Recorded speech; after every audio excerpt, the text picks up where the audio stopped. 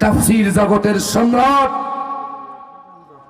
তাফসীর মাহফিলের প্রতিষ্ঠা আল্লামা দেলাওয়ার হোসেন সাঈদী রাহিমাহুল্লাহ, এই লোকটাকে ফ্যাসিস্ট সরকার মর্যাদা দিতে পারে নাই, সম্মান দিতে পারে নাই। রাজনৈতিক প্রতিহিংসার কারণে কোরআনের বুলবুলিকে হত্যা করা হয়েছে। দীর্ঘ 13টা বছর তাকে অন্যায়ভাবে অন্ধকার কারাগারে বন্দী করে মানসিক নির্যাতন করে ঠান্ডা মাথায় তাকে ক্লিয়ার করা হয়েছে, হত্যা করা হয়েছে। আমরা সুষ্ঠু তদন্ত চাই, প্রত্যেকটি হত্যার বিচার আমরা চাই। যত মায়ের বুক খালি হয়েছে, যত আলেমদেরকে হত্যা করা হয়েছে, যত মায়ের বুককে খালি করা হয়েছে, যত সন্তানের বুককে খালি করা হয়েছে, প্রত্যেকটি হত্যার বিচার আমরা চাই। কথা বলেন ঠিক কিনা? সময় এসেছে প্রতিবাদ করা, সময় এসেছে আমাদের অধিকারকে আদায় করে নেওয়া। এই সুযোগ যদি আপনারা হাতছাড়া করেন, কপালে আরো দুঃখ নেমে আসবে। সময় এসেছে আমাদের অধিকারকে ছিনিয়ে নেওয়ার, সময় এসেছে আমাদের অধিকারকে প্রতিষ্ঠিত করার। দীর্ঘ 15.5 বছর ফ্যাসিস্টের অত্যাচারের শিকার আমরা হয়েছি। আমরা বিএনপি সহ আমরা 20 দলীয় জোট আমরা অমানসিক নির্যাতনের শিকার হয়েছি। এখন সময় এসেছে আমাদের অধিকারকে প্রতিষ্ঠিত করার। এখন ঠেলাঠেলি করা যাবে না, মারামারি করা যাবে না। ঐক্যবদ্ধভাবে আল্লাহর জমিনে আল্লাহর কাজ করতে হবে। কথা বলেন ঠিক কিনা? নারায়ে তাকবীর, নারায়ে তাকবীর। রানী ভাইয়ের আগমন, রানী ভাইয়ের আগমন। এলাকাবাসীর পক্ষ হতে, মাহফিলের পক্ষ হতে নারায়ে তাকবীর। প্রিয় বন্ধুগণ আমার, আসুন আমি স্পষ্ট কথা আপনাদের সামনে বলতে চাই। গুরুত্বপূর্ণ আলোচনা পরবর্তীতে যারা মেহমান আছেন আমার কর্মী সহ তেনারা কথা বলবেন ইনশাআল্লাহ। আমি আপনাদের ভাই আপনজন ক্ষুদ্রতম জ্ঞান নিয়ে কথা বলি। আসুন যে বিষয়ের পরে আমি কথা বলছি, আল্লাহ সুবহানাহু ওয়া তাআলা আলেমদেরকে খুব ভালোবাসেন, সম্মানিত করেন। একজন আলেম যদি, হক্কানি মুফাসসির যদি, হক্কানি আলেম যদি কবরের পাশ দিয়ে যায়, ওই কবরের আযাব ওই মুহূর্তে মাফ করে দেওয়া হয়। আলেমদের এত দাম। আলেমরা যখন রাস্তা দিয়ে যায়, একজন কোরআনের ছাত্র যখন রাস্তা দিয়ে হেঁটে যায়, তাদের পায়ের তলায় 100 টাকার জুতা থাকে না, 200 টাকার চামড়া স্যান্ডেল থাকে না। তাদের পায়ের তলায় আল্লাহর রহমতের নূরের তৈরি ফেরেশতারা নূরের পর্দা বিছায় দেয়। চিল্লায়ে বলুন আল্লাহু আকবার। সে আলেমদেরকে সম্মান করতে শিখুন, আলেমদেরকে ভালোবাসতে শিখুন। হিংসার দাবানলে জোরে আলেমদেরকে সম্মানিত করবেন না, কারণ নবী পৃথিবীতে আর আসবে না। আল উলামা ওয়ারাসাতুল আম্বিয়া, আলেমরাই হচ্ছে নবীর সন্তান, আলেমরাই হচ্ছে নবীর উত্তরাধিকারী। সুবহানাল্লাহ বলবেন না? বলবেন না? যারা ক্ষমতাবান তারা নবীর উত্তরসূরি নয়, যারা বড় সম্পদশালী তারা নবীর উত্তরসূরি নয়। আল্লাহ তো আল্লাহ রাসূলকে কথা বলতে পারতেন, যারা বিশাল বিশাল ক্ষমতার মালিক হবে, অট্টালিকার মালিক হবে, বিল্ডিং এর মালিক হবে, সম্পদের মালিক হবে, তারা হবে আমার ওয়ারিস না। আমার ওয়ারিস তো তারাই যারা কোরআনের জ্ঞান অর্জন করে, যারা আল্লাহর জ্ঞান অর্জন করে, যারা আলেম, হক্কানি আলেম, তারাই হচ্ছে আমার সন্তান, তারাই হচ্ছে আমার ওয়ারিস। এবার আওয়াজ দিয়ে বলুন, আমরা রাসূলের ওয়ারিস হতে চাই কি চাই না? আল্লাহ কবুল করুন, সকলে বলি আমিন। আমার আলোচনার উপরে আমি কথা বলবো ইনশাআল্লাহ, কারণ আমরা সবাই দাবি করি আমরা ভালো, আমার ঘোলই ভালো, আমার ঘি ভালো, আর সব ভেজাল। এ কথা আমরা কেন বলি? আসুন আমরা সবাই মিলে একটা সুন্দর সমাজ গঠন করি, যে সমাজ নবী করিম সাল্লাল্লাহু আলাইহি ওয়াসাল্লাম এবং তার সাহাবা আজমাইন রিদওয়ানুল্লাহি তাআলা আলাইহিম আজমাইন একটা সুন্দর দেশ গঠন করেছিলেন, একটা সুস্থ সমাজ গঠন করেছিলেন। আসুন সেই সমাজ গঠন করতে হলে আমাদের সকলকেই ঐক্যবদ্ধ হতে হবে, আমাদের সকলকে এক কাতারে আসতে হবে। ক্ষমতার জন্য মারামারি করা যাবে না, ঠিক কিনা বলেন? বিএনপি আমার ভাই, আওয়ামী লীগ আমার ভাই, চরমনে আমার ভাই, আট্রসি আমার ভাই, হেফাজতে ইসলাম আমার ভাই, চরমনে আমার ভাই, সকল দলের আমরা মানুষ হিসেবে, আদম সন্তান হিসেবে আমরা পরস্পরের আত্মীয়। হিংসা করা যাবে না, অহংকার করা যাবে না, মারামারি করা যাবে না। আসুন, এই দুনিয়ার সুখ শান্তি চিরস্থায়ী নয়। আখিরাতের কথা স্মরণ করে রাতের বেলায় তাহাজ্জুদের পানিতে আল্লাহর সাজদা দেন। বিশ্বনবী সাল্লাল্লাহু আলাইহি ওয়াসাল্লাম বলেছেন, কিয়ামতের ময়দানে হিসাব যদি সহজ করতে চাও, রাতের বেলায় আল্লাহর সিজদা দাও।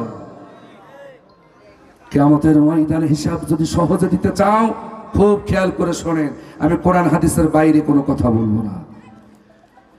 কিয়ামতের ময়দানে কে বা আমরা চাই না আমাদের হিসাবটা সহজে হয়ে যাক। আমার প্রধান অতিথি আমার রনি ভাই চাই কিয়ামতের দিন আল্লাহ আমার হিসাবটাকে সহজ করে দিক। কথা বলেন ঠিক কিনা? কিন্তু হাদিস কি বলে?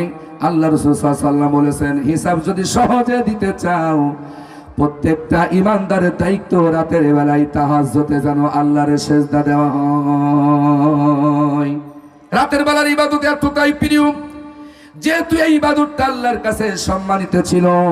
সূরা জুমারের 9 নম্বর আয়াতে আল্লাহ সে কথাটাই বলে দিলেন, রাতের প্রহরগুলোতে যারা আনুগত্য পোষণ করে, মাথা মস্তককে অবনত করে দিয়েন, নিজের জীবনকে আল্লাহর কাছে সঁপে আখিরাতের কঠিন বিভীষিকার ময়দানের কথা স্মরণ করে, যেদিন 50,000 বছর দাঁড়িয়ে থাকা লাগবে দুনিয়ার এই সংক্ষিপ্ত হিসাব দেওয়ার জন্য, এই 50 বছরের হিসাব দেওয়ার জন্য, 60 বছরের হিসাব দেওয়ার জন্য, যেই কিয়ামতের ময়দানে 50,000 বছর দাঁড়িয়ে থাকবেন। বিগত সরকারের টার্গেট ছিল ক্ষমতায় 41 সাল। 2008 সালে ক্ষমতায় এসেছিলেন। 2000 সাল থেকে 41 সাল, কয় বছরই বা হবে, কয়টা যুগই বা হবে? আখিরাতের 50,000 বছরের তুলনায় এই 41 সাল কি গণনার ভিতরে পড়ে? এই 41 সাল কি কখনো গণনার ভিতরে ধরা যায় না? আরে দুনিয়ার 50,000 বছর সমপরিমাণ আখিরাতের একটা দিন আল্লাহ লম্বা করে দিবেন। জোরে বলেন আল্লাহু আকবার। আমরা সেই আখিরাতের মুক্তির কথা বলি, আমরা সেই আখিরাতের হেফাজতের কথা বলি, আমরা সেই আখিরাতে আল্লাহর সন্তুষ্টির কথা বলি। আওয়ামী লীগদের সাথে আমাদের জীবনেও কোনো শত্রুতা নাই, বিএনপি ভাইদের সাথে আমাদের কোনো শত্রুতা নাই।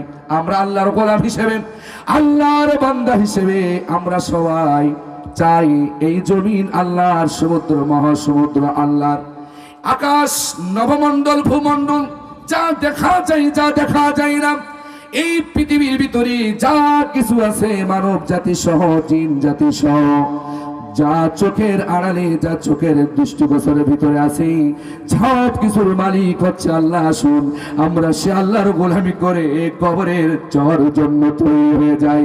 কারণ কবর এমন একটি জায়গা, ঈমান যদি ভালো না হয়, আমল যদি ভালো না হয়, ওখান থেকে আযাব শুরু হয়ে যাবে। হাসর মিজান সিরাত সব জায়গায় ধরা পড়ে যাবে, কেউ তারে বাঁচাতে পারবে না। পারবে কি আমার রনি ভাই? এখন তো পরিবেশটা অনেক ভালো, এখন আমাদের সবারই মোটামুটি পাওয়ার আছে, ঠিক কিনা বলে? আছে না? একটা গরম গরম ভাব না, এখন একটা গরম গরম ভাব আছে এখন আমাদের ভিতরে। কিন্তু কবরে কোনো গরম টরম চলবে? আপনার নাজাত হবে আমলের উপর ভিত্তি করে।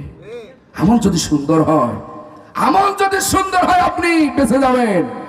আর আমল যদি খারাপ হয়ে যায়, কে রনি ভাই, কে আবু সার গিফারি, কে সভাপতি, কে এমপি, কে মন্ত্রী, দুই দিক থেকে মাটি এমন ভাবে চাপা দিবে, একটি খাবাসির হাড্ডি আর একটি খাবাসির ভিতরে ঢুকে যাবে, কোন এমপি মন্ত্রী বাঁচাতে পারবে না। আমি জিকর কাছাবাসীকে আজকের মাহফিল থেকে আহ্বান করতে চাই, আসুরক্ষবদ্ধ ভাবে কাঁধে কাঁধ দিয়ে, হাতে হাত দিয়ে, এই জমিন আল্লাহর, আইন চলবে আল্লাহর, এই স্লোগান প্রত্যেকটি দলের নেতা কর্মীকে দিতে হবে। কে কে রাজি আছেন আল্লাহু আকবার বলে দুই হাত তুলে দেখান। নারে তাকবীর। আল্লাহ আমাদের একটু কবুল করুন, সকলে বলুন আমিন। আল্লাহ আমাদের গুনাহ খাতাগুলো মাফ করুন, সকলে বলি আমিন। প্রিয় বন্ধুগণ আমার, সমস্যা নেই, আমার তো পরে 15 পর্যন্ত তো, হ্যাঁ একেবারে সাথে সাথে জোর করে ওয়াজ শোনানো হচ্ছে না। যত শর্ট দিবেন আমার জন্য তত ভালো হবে ইনশাআল্লাহ। খাওয়ার মতন খাওয়া হলে অল্পতেই পেট ভরে যাবে। যতটুকুন দিয়েছেন মাশাআল্লাহ 5 ঘন্টার ওয়াজ হয়ে যাচ্ছে, বেশি দরকার নেই। আলহামদুলিল্লাহ। প্রিয় বন্ধুগণ আমার, খেয়াল করুন, আল্লাহ সুবহানাহু ওয়া তাআলা সম্মানিত ব্যক্তিদের ব্যাপারে আলোচনা করছেন। আমার খাঁটি বান্দা তো তারা, আর রহমানের বান্দা তো তারাই যখন এরা জমিনে চলাফেরা করে নমনীয়তার সাথে, ভদ্রতার সাথে, বিনয়ের সাথে চলাফেরা করে। আর আজকে আমরা দেখতে পাচ্ছি পেপার পত্রিকায়, সামাজিক যোগাযোগ মাধ্যমে এই যে কুপাকুপি, এই যে তাবড়া তাবড়ি হচ্ছে, আল্লাহ কত মানুষ খুন হলো, কত মানুষ খুন হলো। এটা কোনো ভালো বান্দার বৈশিষ্ট্য নয়। আল্লাহর বান্দার বৈশিষ্ট্য হচ্ছে এরা নমনীয় হবে। ওয়া ইবাদুর রহমান ইয়ামশুনা আলাল আরদ, এরা যখন জমিনে চলাফেরা করবে এরা নমনীয়তার সাথে চলাফেরা করবে, এরা বিনয়ের সাথে চলাফেরা করবে। এরা সন্ত্রাসী হবে না, এরা দুর্নীতিবাজ হবে না, এরা চোর হবে না, এরা ডাকাত হবে না, এরা বদমাশ হবে না, এরা সুদখোর হবে না, এরা ঘুষখোর হবে না। ওরা হবে নম্র, ওরা হবে ভদ্র। কথা বলেন ঠিক কিনা? এটা আল্লাহর কথা। আর আমরা এমন আল্লাহর বান্দা দাবি করি যে নিজের দলীয় কর্মীকে বেরিয়েই মেরে ফেলছে। এটা কোন ধরনের ভদ্রতা? এটা কোন ধরনের সভ্যতা? নিজেদের ভিতরে আধিপত্যকে বিস্তার করার জন্য, ক্ষমতা টিকে রাখার জন্য, নিজের কর্তৃত্বকে বিস্তার করার জন্য নিজের দলীয় কর্মীকে মেরে ফেলছেন। এটা কোন মুসলমানের পরিচয় হতে পারে না। প্রিয় বন্ধুগণ আমার কথা পরিষ্কার, আমি আল্লাহর কোরআন থেকে ব্যাখ্যা টানতেছি। কোন সন্ত্রাসী আল্লাহর বান্দা হতে পারে না, কোন সন্ত্রাসী, কোন দুর্নীতিবাজ আল্লাহর রহমানের খাঁটি বান্দা হতে পারে না। প্রিয় বন্ধুগণ আমার, এবার আসুন আল্লাহ রাব্বুল আলামিন চমৎকার করে তার বান্দাদের পরিচয় তুলে ধরলেন। ও আল্লাহর বান্দারা কান লাগান, ইন্নামা ইয়াখশাল্লাহা মিন ইবাদিহিল উলামা। হক্কানি আলেম যারা, আল্লাহর ভয় যাদের অন্তরে আছে, আল্লাহর ভীতি যাদের অন্তরে আছে, হারে আল্লাহ তাদের পরিচয় তুলে ধরলেন। আমার বান্দাদের ভিতরে, আমার গোলামদের ভিতরে যারা ইলম অর্জন করেছে, যারা আলেম, এরাই আমি আল্লাহকে সব চাইতে বেশি ভালোবাসে। তার বাস্তব প্রমাণ কোরআনের পাখি শহীদ আল্লামা দেলাওয়ার হোসেন সাইদি। যারা বলেন ঠিক কিনা? আল্লাহর ভয় যদি কলিজায় না থাকতো, আল্লাহর মহব্বত যদি কলিজায় না থাকতো, 13টি বছর তাকে অন্ধকার কারাগারে বন্দী হওয়া লাগতো না। কত অফার তাকে দেওয়া হয়েছে, আপনি এই দল ছেড়ে দেন, আপনি কোরআনের রাজনীতি ছেড়ে দেন, অন্য ইসলামিক একটা দল বেছে নেন, আপনাকে সবকিছু দেওয়া হবে।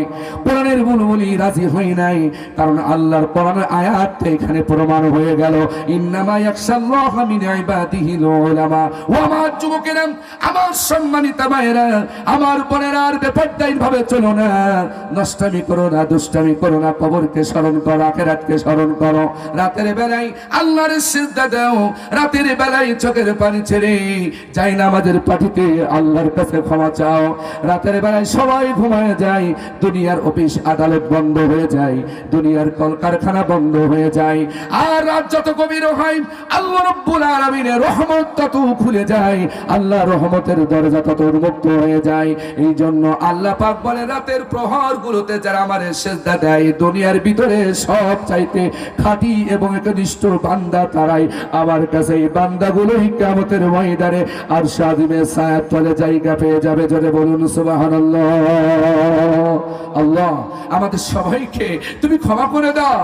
আল্লাহ আমাদের সকলকে দিনের সেই বুঝ দান করে দাও। আল্লাহ কোরআনের পক্ষে আমাদেরকে কবুল করে নাও। সকল বলি আমিন। প্রিয় বন্ধুগণ আমার, আসুন, আমার সময় প্রায় শেষ হয়ে গেছে। আলহামদুলিল্লাহ, আমি আপনাদের কাছে দোয়া চাই, আমার জন্য দোয়া করবেন, আমি আপনাদের জন্য দোয়া করি। আগামী দিন যদি বেঁচে থাকি ইনশাল্লাহ, সময় পাইলে আরো বিস্তারিত আলোচনা হবে। যেহেতু বেশি রাত করলে আপনাদেরই কষ্ট হবে, বেশি রাত করা যাবে না। আপনারা আখির মোনাজাত পর্যন্ত ধৈর্য ধরে বসবেন ইনশাআল্লাহ। পরিশেষে আমি যে কথাটা বলতে চাই, আসুন আমরা মাদ্রাসা মসজিদকে খেয়াল করি, আমরা আলেম ওলামাদেরকে ভক্তি করি, সম্মান করি। আর আমরা যারা আলেম ওলামা দাবি করি, আমরা আমাদের চরিত্র, আমাদের আচার আচরণ, আমাদের ব্যবহারগুলো আমরা সুন্দর করি।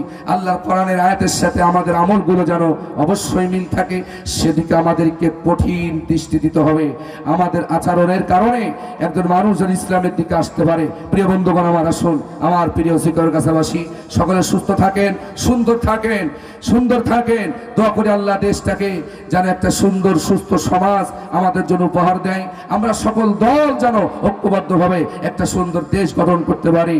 আল্লাহ তাআলা সেই তৌফিক দান করুন। আমিন। ওয়া আখিরু দাওয়ানা আলহামদুলিল্লাহ। আসসালামু আলাইকুম ওয়া রাহমাতুল্লাহ। আলহামদুলিল্লাহ, আলহামদুলিল্লাহ, ধন্যবাদ। আজকে তাফসীরুল কোরআন মাহফিলের প্রধান আলোচক মাওলানা আবু أيها الذين آمنوا صلوا عليه وسلموا تسليما اللهم صل على محمد وعلى آل محمد كما صليت على إبراهيم وعلى آل إبراهيم إنك حميد مجيد اللهم بارك على محمد وعلى آل محمد كما باركت على إبراهيم وعلى آل إبراهيم إنك حميد مجيد কোনো একদিন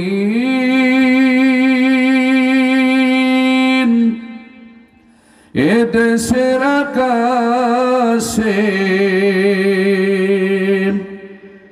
কালেমার পতাকা দুলবে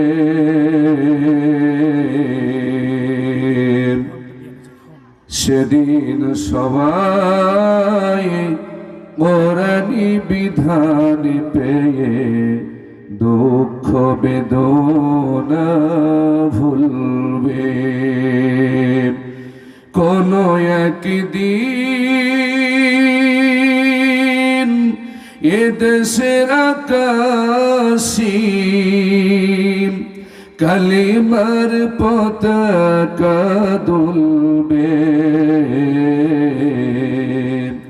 সেদিন সবাই কোরআনের বিধান পেয়ে দুঃখ বেদনা ভুলবে সেদিন আর রবে না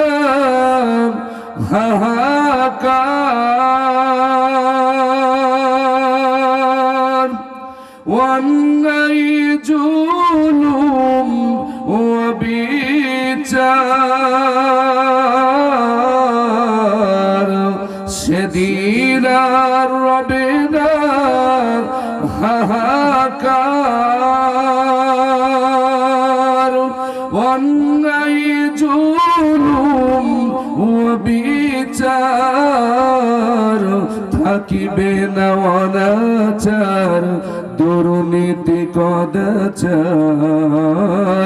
থাকিবে না অনাচার খুন গুম কদাচার সকলেই শান্তিতে থাকিবে সকলে বলেন মারহাবা আরো জোরে বলেন মারহাবা সেদিন সবাই কোরআনের বিধান পেয়ে দুঃখ বেদনা ভুলবে চিল্লাই কোন ঠিক কিনা কোনো একদিন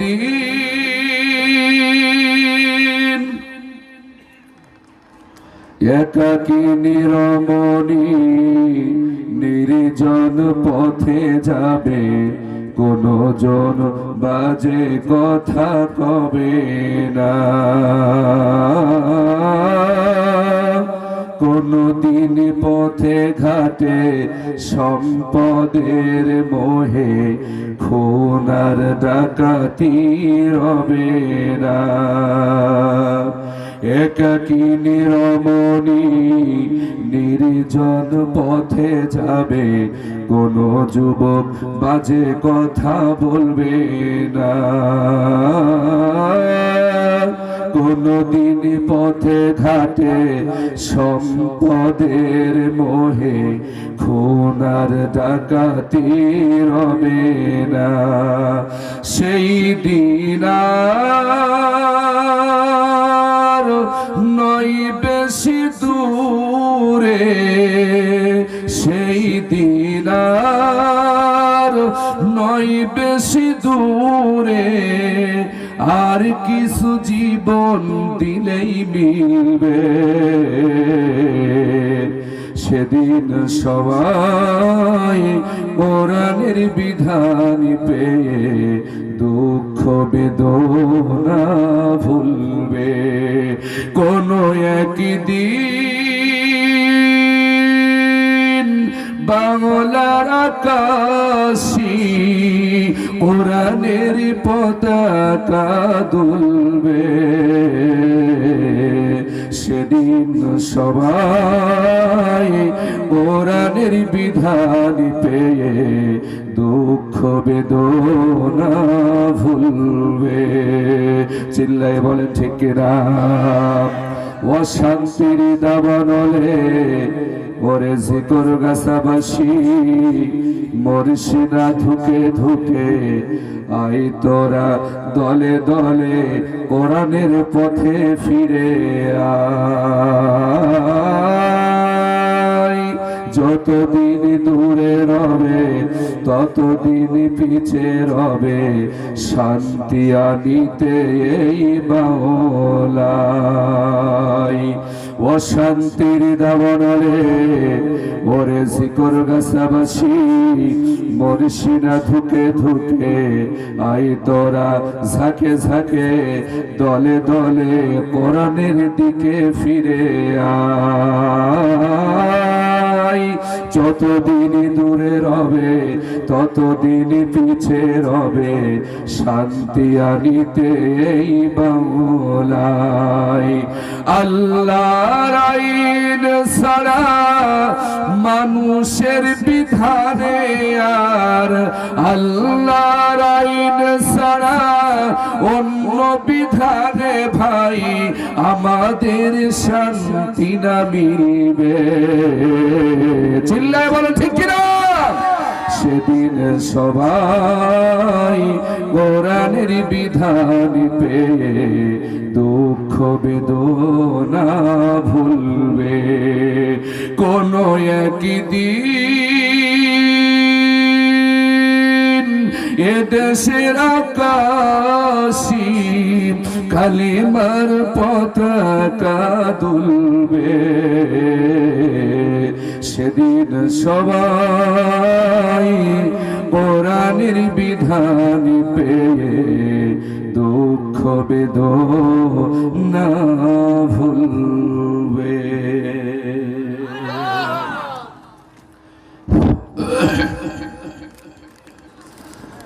ঐতিহ্যবাহী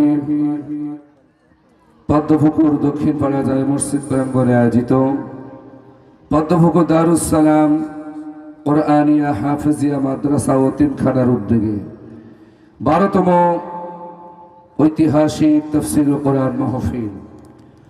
মাহফিলে উপস্থিত আছেন সম্মানিত সভাপতি জনাব আব্দুল আজিজ খোকন, সভাপতি পদ্মপুকুর দক্ষিণ পাড়া জামে মসজিদ জিগরগাছা যশোর। মাহফিলে পরিচালনার দায়িত্ব আছেন বিশিষ্ট আলেমে দ্বীন আমার বড় ভাই মাওলানা মোহাম্মদ আব্দুর রহমান সাহেব। মাহফিলে প্রধান অতিথি হিসেবে মঞ্চকে আমন্ত্রিত করে ধন্য করবেন আমার অত্যন্ত কাছের মানুষ, পরিচিত মানুষ, বিশিষ্ট জনদরদী জনাব মোহাম্মদ আশরাফুজ্জামান খান রনি ভাই। মাহফিলে বিশেষ অতিথি আলোচনা করে ধন্য করেছেন বিশিষ্ট আলেমে দ্বীন, বিশিষ্ট ইসলামী চিন্তাবিদ, ইসলামী আন্দোলনে নিবেদিত প্রাণ, বিশিষ্ট শিক্ষাবিদ মাওলানা মোহাম্মদ আব্দুল আলিম ভাই, সঙ্গীত পরিবেশন করবেন সাইফুল্লাহ আল মামুন সহ আজকের মাহফিলের প্রধান আকর্ষণ আমার বন্ধুবর জনাব কবির বিন সাওয়াদ ভাই সহ মঞ্চবিষ্ট আছেন জাতির শ্রেষ্ঠ সন্তান সম্মানিত উলামায়ে কেরাম, সামনে বসা ইসলাম প্রিয়, নবী প্রিয়, কোরআন প্রিয় তাওহীদি জনতা, আমার পিতৃ সমতুল্য দাড়ি পাকা মুরব্বী বাবাজিরা, আমার সমবয়সী যুবক ভাইরা, আমার শ্রদ্ধাভাজন বড় ভাইরা, পদান্তর আলে বস্তান আছেন সম্মানিতা মা এবং বোনেরা, আপনাদের সকলের প্রতি আর একবার আমার অন্তর স্থল থেকে প্রাণ ভরা সালাম জানাই। আশা করি সামনে যারা বসে আছেন ডানে বামে মুসলমানের বাচ্চার মতন জবাব দিবেন, আসসালামু আলাইকুম ওয়া রাহমাতুল্লাহি ওয়া বারাকাতুহু। আল্লাহ শুকরিয়া আদায় করছি যে আল্লাহ সুবহানাহু ওয়া তাআলা দীর্ঘ একটি মাস সিয়াম সাধনা করার পর সাওয়ালের এই চাঁদে শুক্রবার জুমার দিনে আল্লাহ তাআলা আমাদেরকে আজকে দারুস সালাম হাফেজিয়া এতিমখানার উদ্যোগে মাহফিল আল্লাহ তাআলা আমাদেরকে বসার তৌফিক দান করেছেন। কত মানুষ আমি দেখলাম জিগরগাছা স্কুল মাঠে খেলাধুলা করছে, সময় ব্যয় করছে, কিন্তু তাদেরকে আল্লাহ তাআলা এখানে বসার সুযোগ দেয় নাই, ওরা কোরআনের ময়দানে আসতে পারে নাই। আল্লাহ তাআলা আমাদেরকে দয়া করেছেন, অনুগ্রহ করেছেন, আমরা বসতে পেরেছি সেই মহান মনিবের দরবারে। তার দেওয়া জুবান দিয়ে জোরে সোরে কৃতজ্ঞতা আদায় করছি। সকলে একসাথে বলছি আলহামদুলিল্লাহ, আরো জোরে বলি আলহামদুলিল্লাহ। আসুন আমি লম্বা চড়া ভূমিকা না করে সরাসরি আমি আলোচনায় যেতে চাই। সকলে আমার সাথে বলুন, আউযু বিল্লাহি মিনাশ শাইতানির রাজীম, বিসমিল্লাহির রাহমানির রাহিম। أمن هو قانت آناء الليل ساجدا وقائما يحذر الآخرة ويرجو رحمة ربه قل هل يستوي الذين يعلمون والذين لا يعلمون إنما يتذكر أولو الألباب।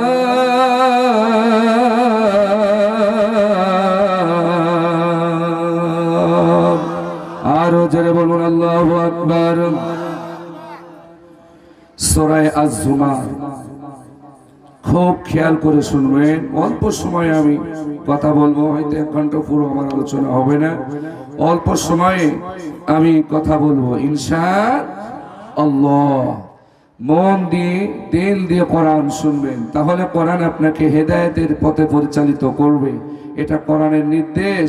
আল্লাহ তাআলা বলছেন, যখন তোমাদের সামনে কোরআন তেলাওয়াত হয় চুপ থাকবে এবং মন দিয়ে দিল দিয়ে শুনবে, লাআল্লাকুম তুরহামুন, আশা করা যায় তোমাদের উপরেই রহমত নাজিল হবে। চিল্লায় বলেন সুবহানাল্লাহ। আমি সরাসরি কোরআন থেকে কথা বলবো ইনশাআল্লাহ। সূরা জুমার পবিত্র কোরআনের 39 নম্বর সূরা। এই সূরা জুমারের একটি আয়াতে কারিমা আমি তেলাওয়াত করেছি, 9 নম্বর আয়াত। আল্লাহ তাআলা এখানে কয়েকটা বিষয়ে গুরুত্ব সহকারে আলোচনা করছেন। তার ভিতরে আল্লাহ তাআলা বলছেন, আম্মান হুয়া কানিতুন আনা আল-লাইলি সাজিদান ওয়া কাইমা ইয়াহযারুল আখিরাতা ওয়া ইয়ারজু রাহমাতা রাব্বি। আল্লাহ পাক বলেন, তাদের চাইতে শ্রেষ্ঠ আর কারা হতে পারে তাদের চাইতে উত্তম আর কারা হতে পারে, সম্মানিত কে হতে পারেন? যারা বিভিন্ন রাতের প্রহর গুলোতে, খুব খেয়াল করে শোনেন, যারা বিভিন্ন রাতে আল্লাহ রব্বুল আলামিনের আনুগত্য পোষণ করেন, রাতের বেলায় আল্লাহর আখিরাতের ভয়তে, আল্লাহর রহমত পাওয়ার আশায় রাতের বেলায় যারা গুনগুন করে কোরআন তেলাওয়াত করে সিজদা দেওয়ার জন্য যাই নামাজের পাটিতে যারা দাঁড়িয়ে যায়, এদের চাইতে সম্মানিত, এদের চাইতে শ্রেষ্ঠ আকাশের নিচেই জমিনের উপরে আর কেউ হতে পারে না। চিল্লায় বলেন সুবহানাল্লাহ।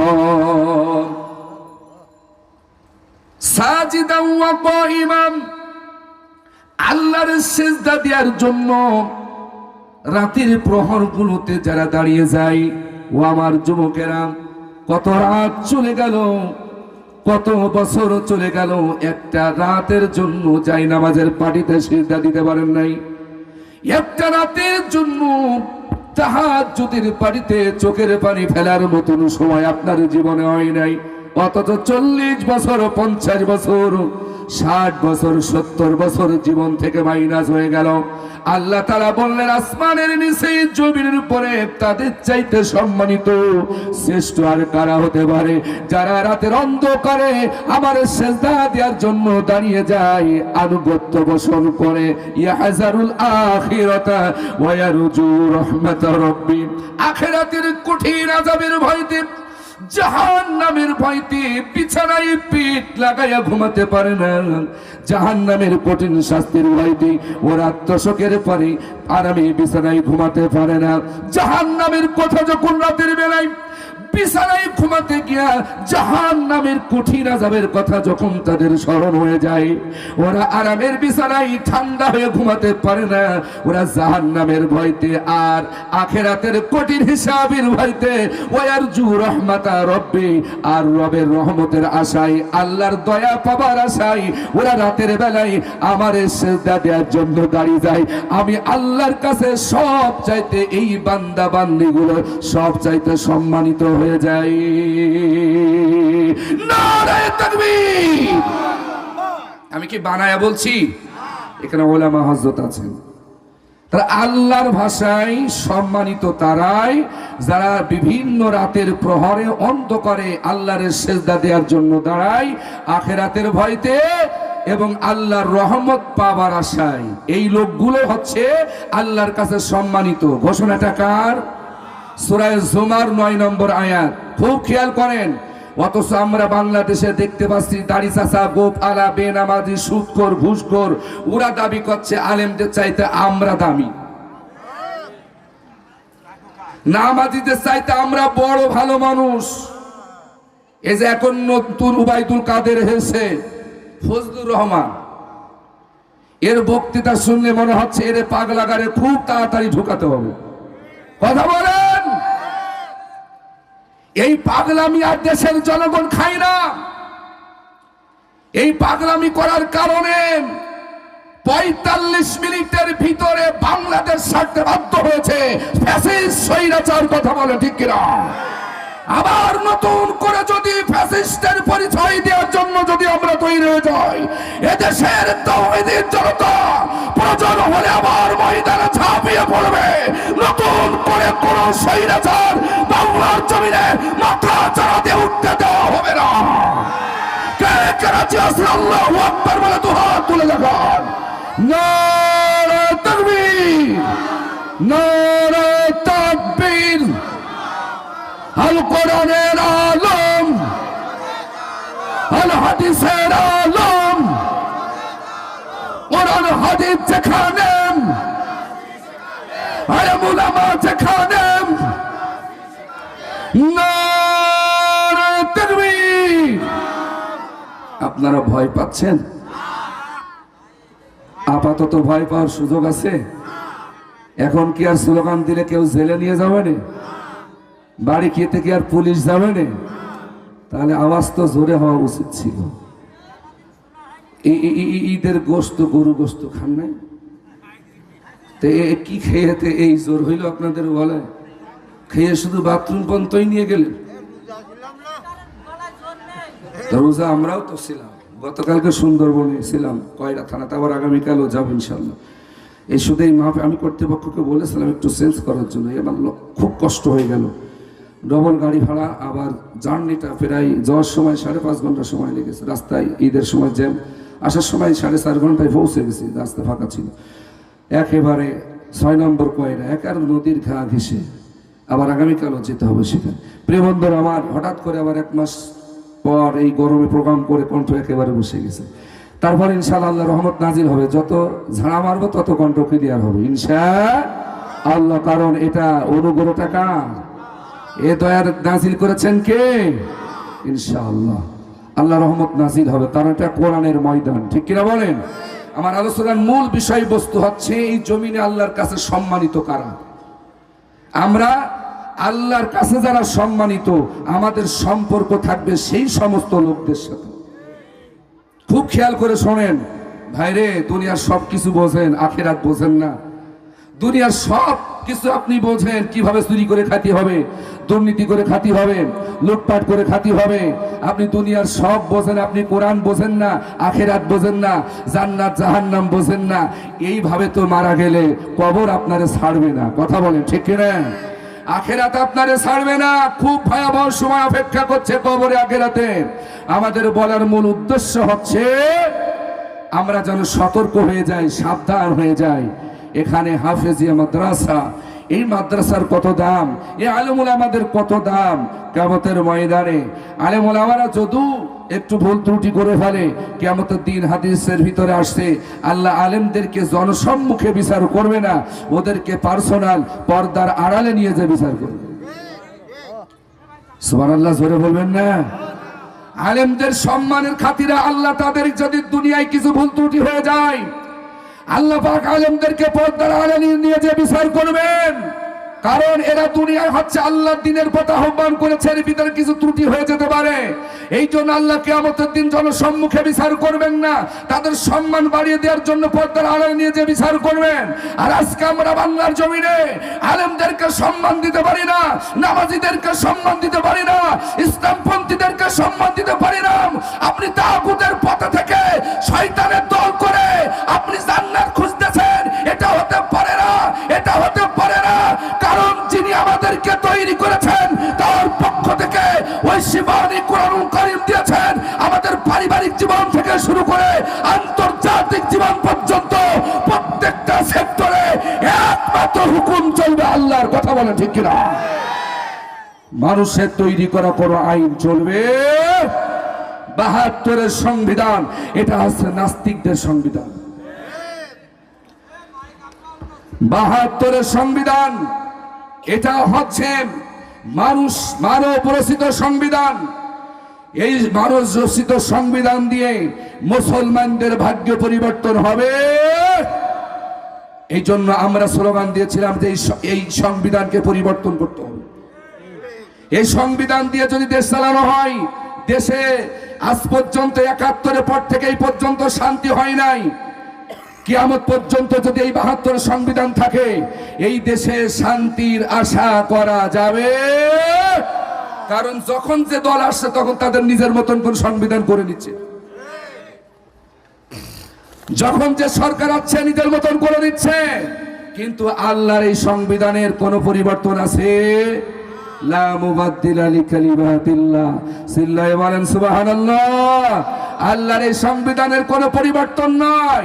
এর একটা অক্ষর এদিক সেদিক করার সুযোগও নাই, একটা আয়াত উল্টা পাল্টা করার সুযোগও নাই। যেখানে যেটা আছে সেখানে কিয়ামত পর্যন্ত থাকবে। এই জন্য মানুষ শোষিত আইন দিয়ে দেশের শান্তি আশা করা যায় না। আমরা যে ইসলামের কথা বলি, ইসলামী আন্দোলন করি, আমাদের স্লোগান হচ্ছে এই জমিন আল্লাহর, আইন চলবে আল্লাহ। এই স্লোগান আপনাকে দিতে হবে। যদি নিজেকে মুসলিম দাবি করেন, নিজেকে যদি মুসলমান দাবি করেন, এই স্লোগান আপনাকে দিতেই হবে। হুকুম যার, আইন যার, সৃষ্টি যার, আইন চলবে, হুকুম চলবে তার। আইন দিয়েছেন তিনি কে? সবাই জোরে বলেন। আমাদের সকল দলকে বানিয়েছেন তিনি কে?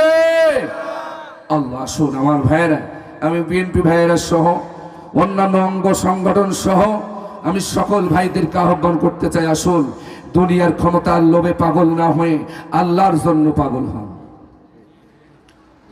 আল্লাহ রাব্বুল আলামিন সেই কথাটাই বলে দিলেন, যারা আনুগত্য পোষণ করে মাথা মস্তককে অবনত করে দিয়ে রাতের অন্ধকারে আমার সেজদা দেওয়ার জন্য যারা দাঁড়িয়ে যায়, আমার ভয়তে আখিরাতের ভয়তে যারা স্থির থাকতে পারে না, রাতের অন্ধকারে ওরা বিছানায় আরামে ঘুমাতে পারে না, ওরা জাহান্নামের ভয়তে আমি আল্লাহর রহমত পাবার আশায় ওরা রাতের বেলায় প্রায় রাতে বিভিন্ন রাতে উঠে আমি আল্লাহর কাছে সিজদা দিয়ে চোখের পানি ছেড়ে দেয়। আল্লাহ পাক বলেন, এরা সব চাইতে সম্মানিত, এই মানুষের ভিতরে এই বান্দাগুলি আমার কাছে সব চাইতে প্রিয়। জোরে বলুন সুবহানাল্লাহ। আমরা আল্লাহর কাছে সম্মানিত হতে চাই কি চাই না? জোরে বলেন, চাই কি চাই না? আল্লাহ রাব্বুল আলামিন সূরা ফুরকানের ভিতরে আরো পরিষ্কার করে বলেন, والذين يبيتون لربهم سجدا وقياما। এর আগের আয়াতে আল্লাহ পাক বললেন, وعباد الرحمن الذين يمشون على الأرض هونا وإذا خاطبهم الجاهلون قالوا سلاما।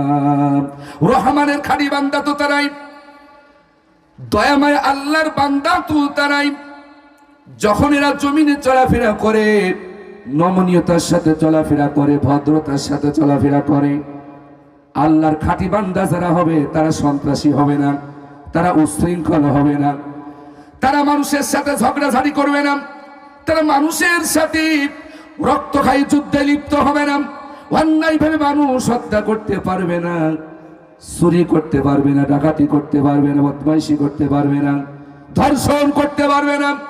আল্লাহ বলছে, ওয়াইবাদুর রহমানিল্লাযীনা ইয়ামশুনা আলাল আরদ হাওনা ওয়া ইযা খাতাবাহুমুল জাহিলুনা ক্বালু সালামা। অনেক বিষয় এখানে আলোচনা করা হয়েছে, সময় আমার কম। ও আল্লাহর বান্দারা, কান খাড়া করে শোনেন, কোন পথে আপনি দৌড়াচ্ছেন, কার পিছনে আপনি ছুটতেছেন।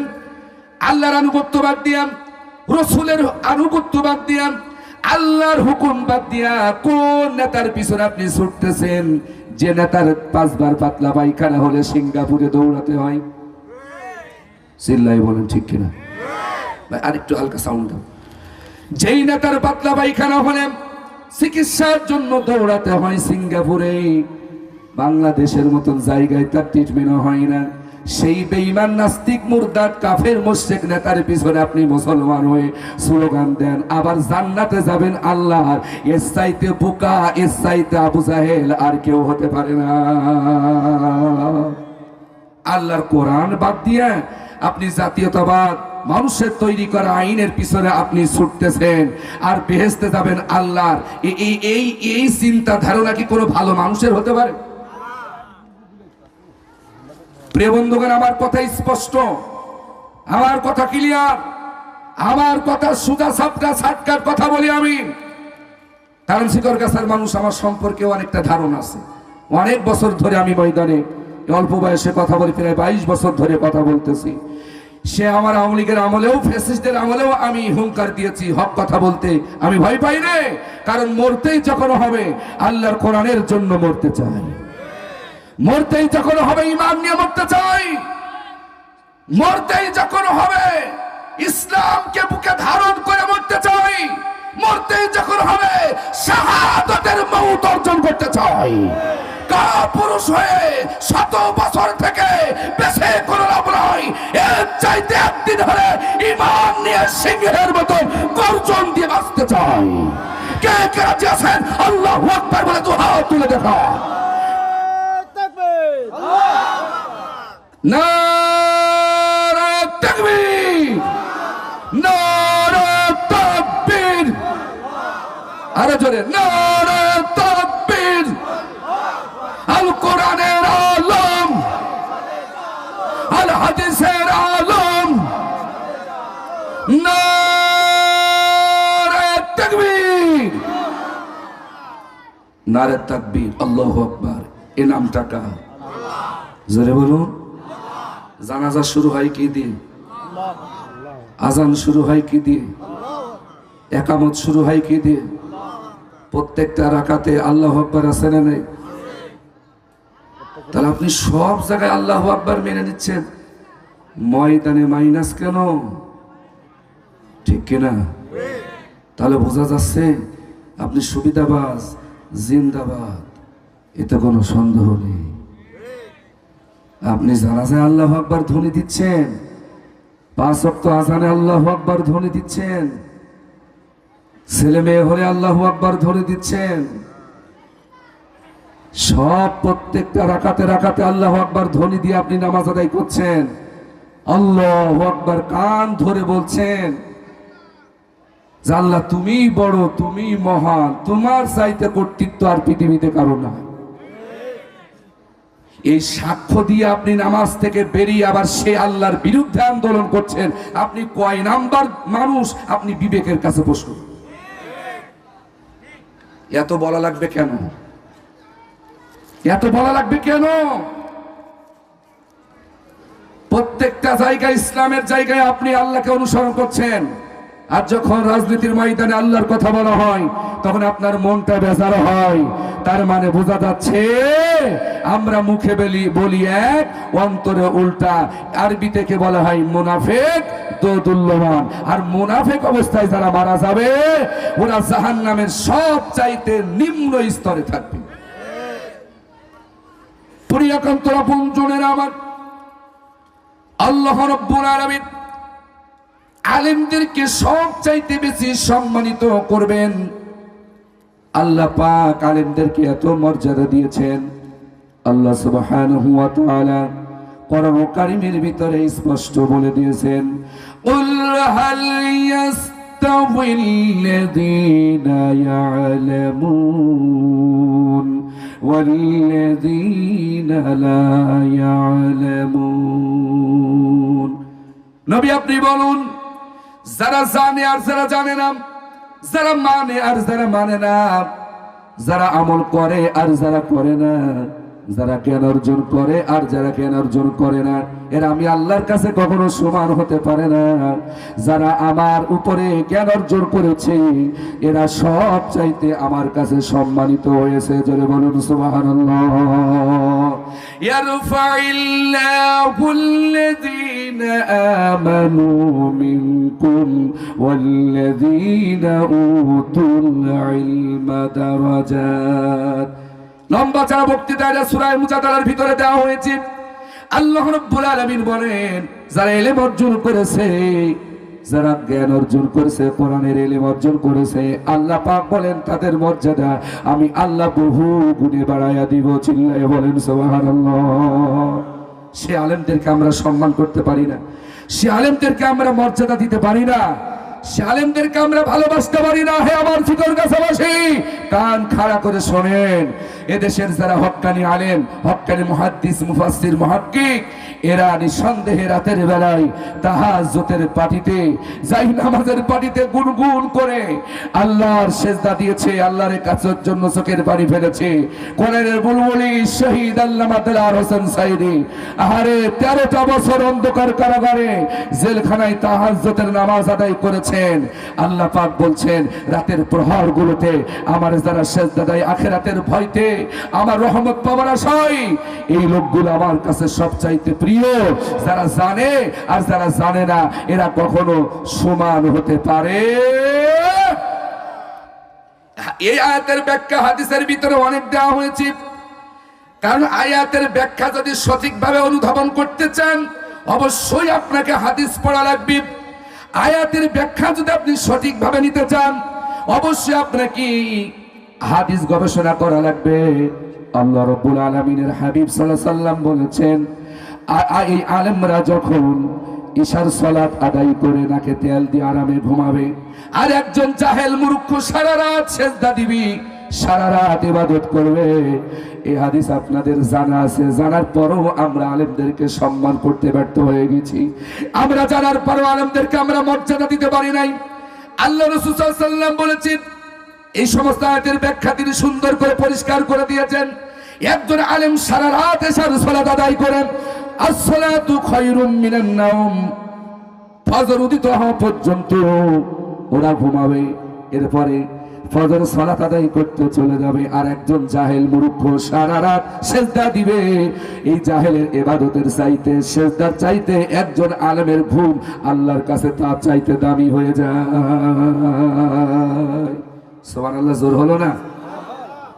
আপনারা ভাবতেছেন আলেমদের কথা আছে, সুবহানাল্লাহ আলেমরা বলুক, আমরা বলবো কেন? তাই তো ওদের বিষয়টা কি এরকম হয়ে গেল না? হয় আলেম হন, নাই আলেমের পিতামাতা হন, নাই আলেমদেরকে বলিজা দিয়ে ভালোবাসেন। তিনটের একটাও যদি আপনার ভিতরে না থাকে, কবরেও শান্তি হবে না, আখিরাতেও শান্তি হবে না। কথা বলেন ঠিক কিনা? সন্তানগুলোকে আলেম বানান, হক্কানি আলেম বানান, দ্বীনের শিক্ষা দেন, যেন আপনি মারা গেলে আপনার রাস্তা সামনে নিয়ে রব্বির হামহুমা কামা রব্বায়ানি সগীরা এই কথা বলে যেন চোখের পানি ফেলতে পারে। কারণ মৃত্যুবরণ করার পর সব আমল বন্ধ হয়ে যায়। তিনটা আমল ছাড়া আপনাদের জানা আছে, এই তিনটার ভিতরে নেক সন্তান যদি দোয়া করে, সেই নেক সন্তানের দোয়া আল্লাহ কবুল করে। সুবহানাল্লাহ বলবেন না? বলবেন না? আপনি এত বড় নেতা হয়েছেন, একটা সন্তানকে আলেম বানাতে পারেন নাই, নিজে আলেম হতে পারেন নাই, আলেম সন্তানদেরকে আলেম বানাতে পারেন নাই। আবার আলেমদের বিরুদ্ধে আপনি আন্দোলন করেন যে আলেমদের ঘুমটাকে একদম জাহেলের ইবাদতের চাইতে শ্রেষ্ঠ ঘোষণা করা হয়েছে।